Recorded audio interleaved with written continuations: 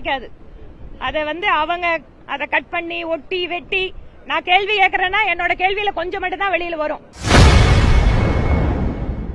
சட்டசபை கூட்டத்தை தொழில்நுட்ப கோளாறால் நேரலை செய்ய முடியவில்லை என கூறிய சபாநாயகர் அப்பாவுக்கு பாஜக எம்எல்ஏ வானதி சீனிவாசன் பதிலடி கொடுத்துள்ளார்.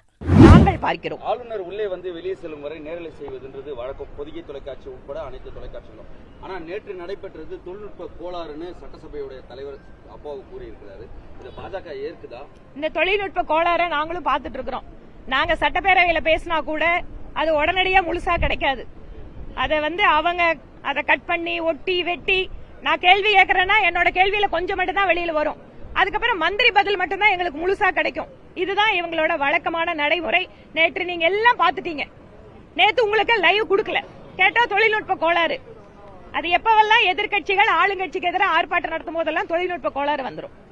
அந்த காட்சியில வெளியிடணும்னு சபாநாயகருக்கு ஏதாவது கோரிக்கை வைக்குதா பாஜக? நீங்க கேளுங்க, நாங்க அதை வெளிப்படையா உங்ககிட்ட சொல்லிட்டு இருக்கோம். எப்படி மக்களுடைய பிரதிநிதிகளுடைய சுதந்திரத்திற்கு எதிராக சட்டப்பேரவை நடந்து கொண்டிருக்கிறது அப்படிங்கறத நாங்க சொல்லிட்டே இருக்கோம். அண்ணா பல்கலைக்கழகத்துக்கு எதிராக அந்த விவகாரத்துக்கு எதிராக கூட அனுமதி கிடையாது. ஆனா நேற்று நடந்த சம்பவத்துக்கு மட்டும் திமுக யார் அதுதான் திராவிட மாடல். எங்களுக்கு ஆதரவா பேசினா நன்றி சொன்னா நாங்க அனுமதிப்போம். எதிரா பேசினா தொழில்நுட்ப கோளாறு வந்துடும், இல்லன்னு சொன்னா உடனடியாக ஆர்ப்பாட்டத்துக்கு அனுமதி வந்துடும். நாட்கள் செல்ல செல்ல தங்களுடைய நாட்கள் எண்ணப்படுகிறது என்பதை திமுக அரசு உணர்ந்து கொண்டிருக்கிறது. அதனாலதான் மக்கள் பிரச்சனைகளை பத்தி யார் பேசினாலும் இந்த மாதிரி பதட்டம் அடைகிறாங்க. ஜனநாயக ரீதியா அனுமதி கொடுக்க வேண்டிய போராட்டங்கள் ஆர்ப்பாட்டங்களுக்கு கூட கொடுக்கறது இல்ல. காரணம் என்ன? எங்க இதை வச்சு மக்கள் ஒன்றாக திரண்டு கொள்வார்கள் அப்படின்னு.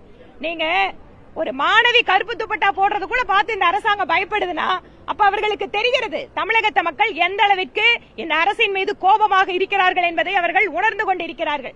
அதனாலதான் இந்த மாதிரியான எல்லா டாக்டிக்ஸும். செய்திகளை உள்ளது உள்ளபடி தெரிந்து கொள்ள ரெஃப்ளெக்ட் நியூஸை சப்ஸ்கிரைப் பண்ணுங்க.